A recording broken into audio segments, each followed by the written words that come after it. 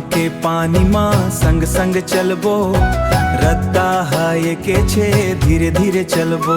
तलावा के तीर माँ सपना सजाबो, माटी के घरौंदा माँ जिंदगी बिताबो। तोर सरल मन हमोला भावे रे, तोर संग जिंदगी हम मुस्कावे। सावन के पानी माँ संग संग चलबो, रद्दा हाय के छे धीरे धीरे चलबो। धान के हरियर बाली हवा में लहराए, देख के ये नजारा मन मोर हरसाया।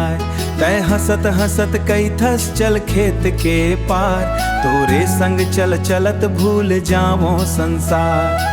माटी के खुशबू माँ माया घुल जाथे, तोर संग रह के मन अपन हो जाथे। सांझ के बेरा माँ तालाब के तीर, चंदा के उजियारा पानी में गंभीर।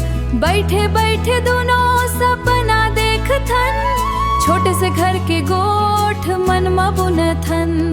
आंगन में तुलसी हो फूलन के बाहर, तैरे बेसंग मोर बस यही है प्यार। सावन के पानी माँ संग संग चलबो, रद्दा हाय के छे धीरे धीरे चलबो।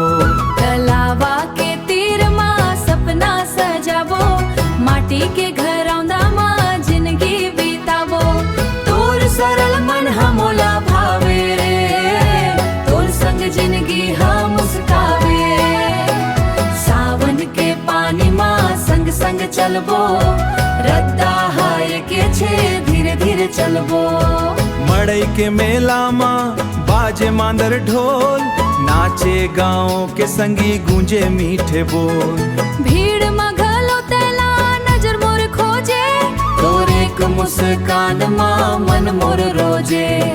गाँव के ये माया हा गाँव के ये रंग, जिंदगी भर रहिबो हमा एक दूसर के संग।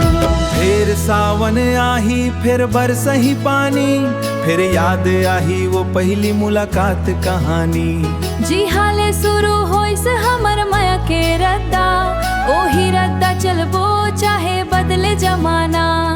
माटी के घर हो ही आंगन हो ही प्यारा, तोर संग कट जाही जिनी के हर धारा। सावन के पानी माँ संग संग चलबो,